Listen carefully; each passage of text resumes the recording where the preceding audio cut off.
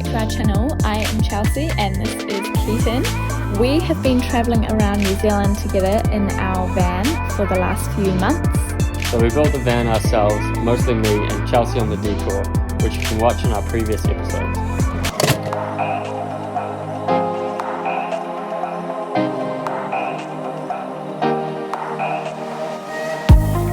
Hey guys, as you requested, we are finally doing our question and answer video.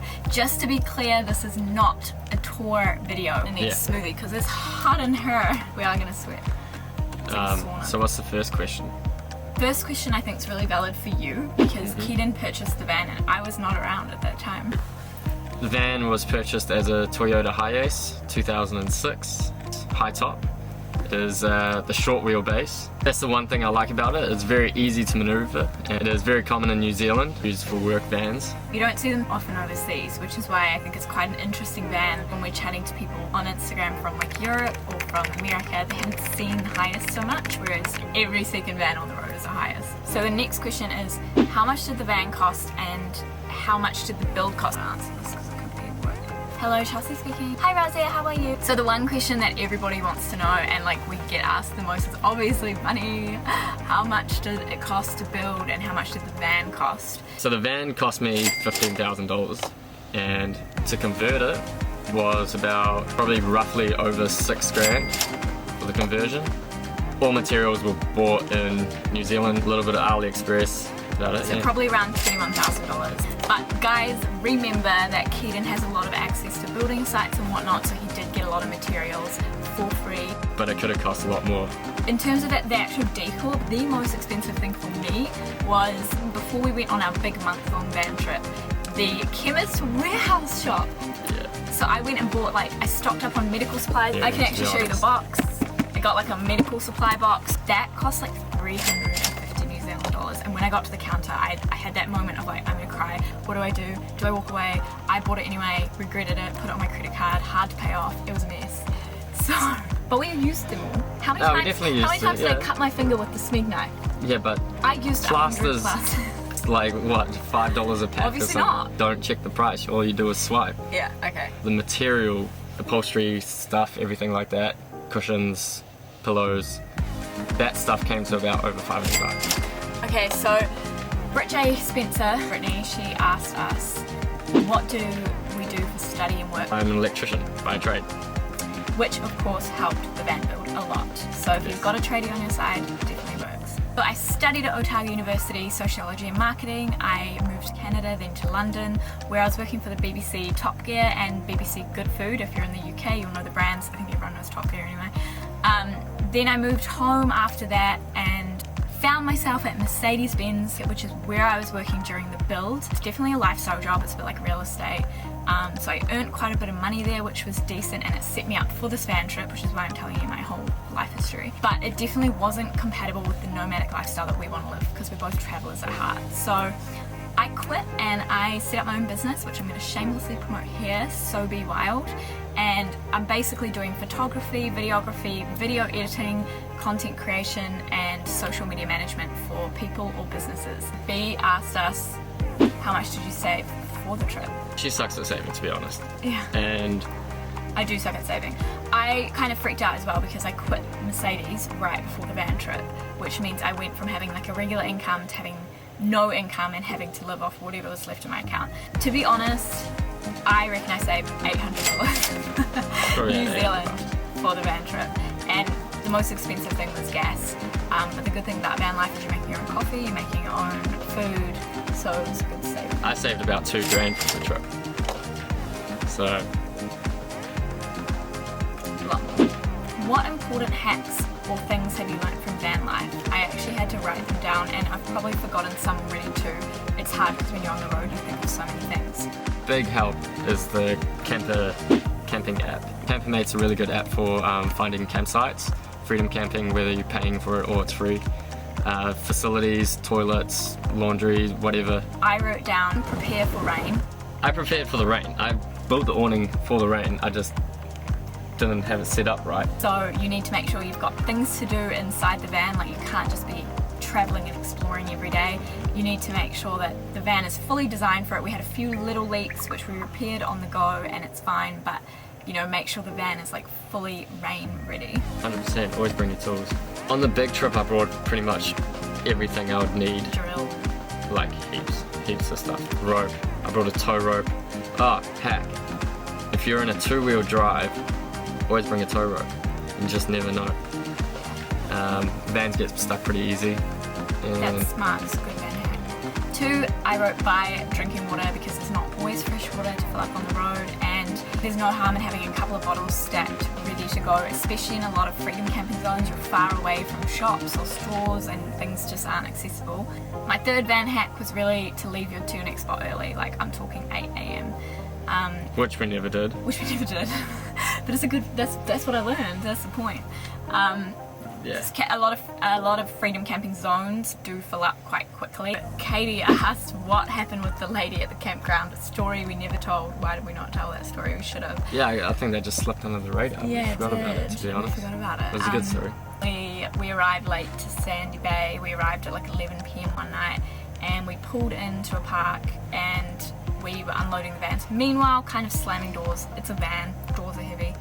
This woman shouted out her window, she said, "Some of us are trying to sleep." And you were so sweet, you were like, "I'm so sorry." Like, I just told her, look, we're sorry, we've done what we need to do, we're gonna go to bed. Yeah. And then we shut ourselves in the van. We were sitting in here like this, just chatting, hanging out.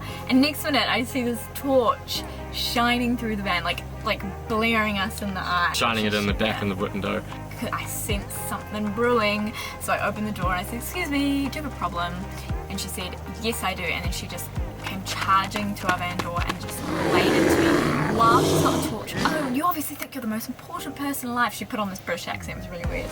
I don't think she was British. She was just laying into us. And I'm a hothead. I'm a hothead. Keaton's more level-headed in these situations, aren't you?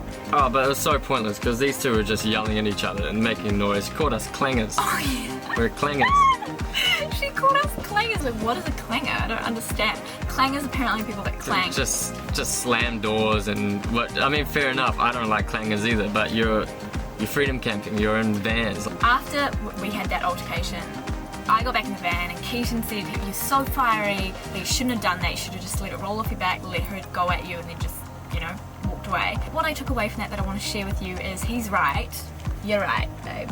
Yeah, don't fight fire with fire. You don't know what kind of people you're dealing with. You're not as safe as you are in a property, really. You're in a van at the end of the day. You don't know what the consequences will be.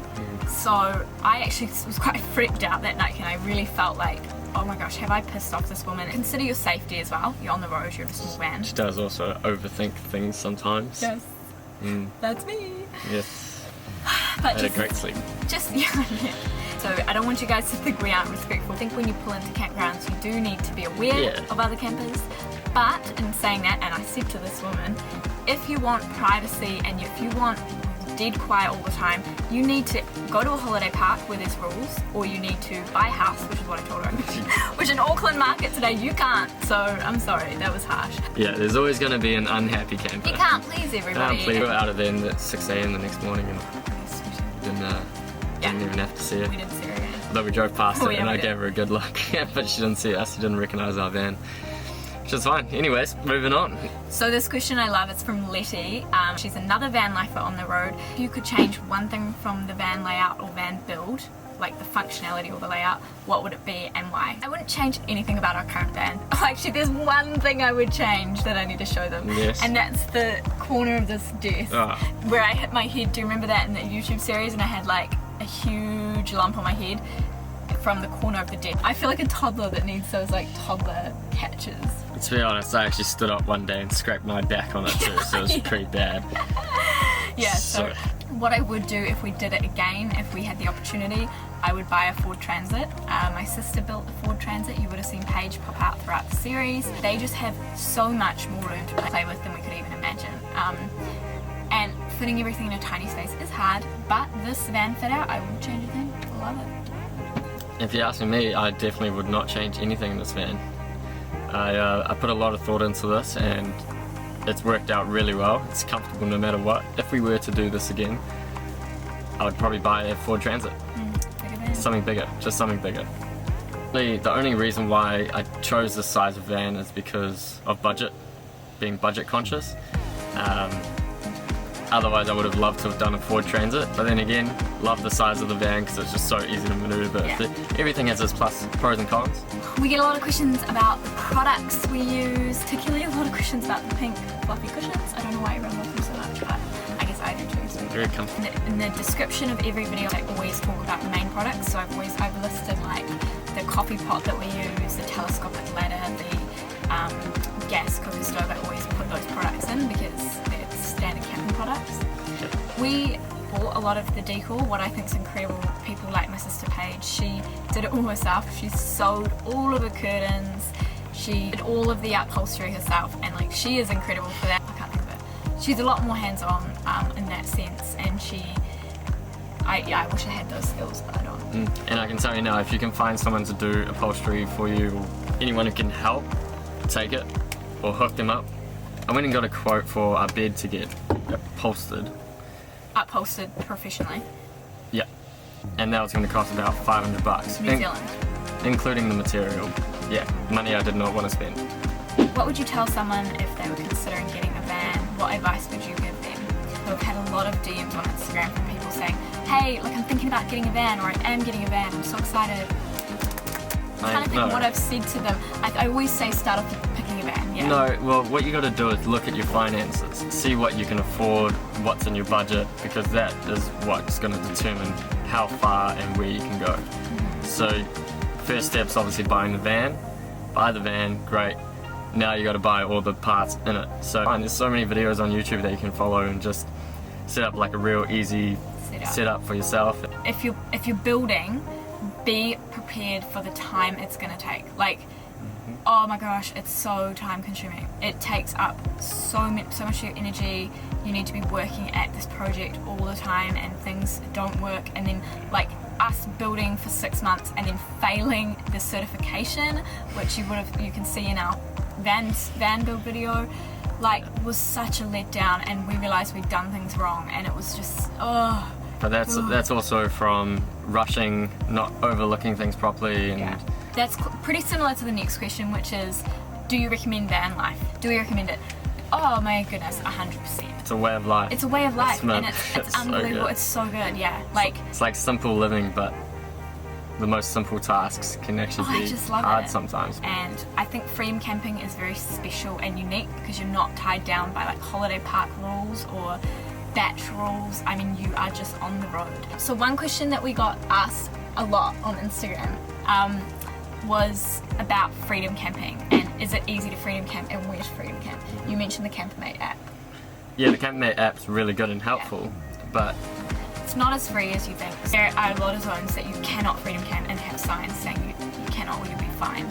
You'll find like a lot of places just have designated spots which probably only fit 5 to 6 vans. Definitely not as free. It's kind of like Woolies Bay. One of our favourite spots up north is Woolies Bay, just over from Sandy's Bay, and that was a really funny one because it's this huge open space, and we just get this mint spot like kind of between the toilets and the beach. And it wasn't until our last day a couple of weeks ago that we found the sign that says this is the only freedom camping zone, and it's like there's enough room for like probably 5 or 6.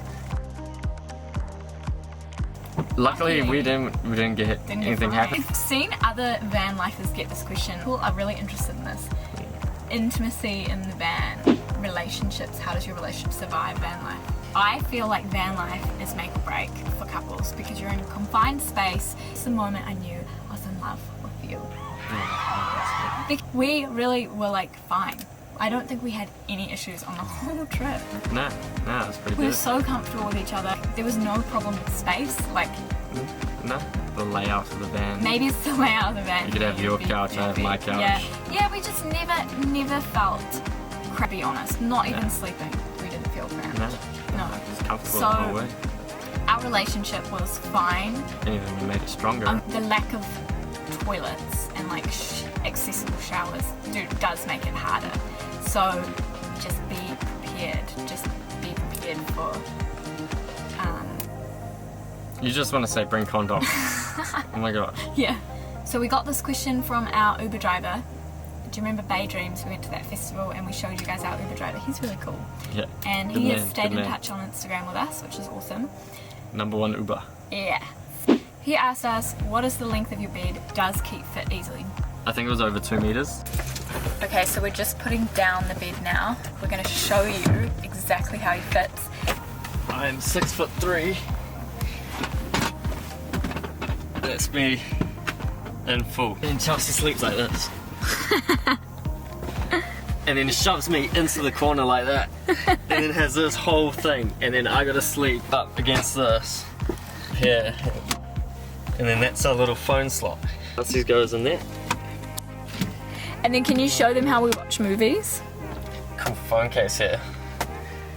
And that slides in there. And that is how we watch our movies.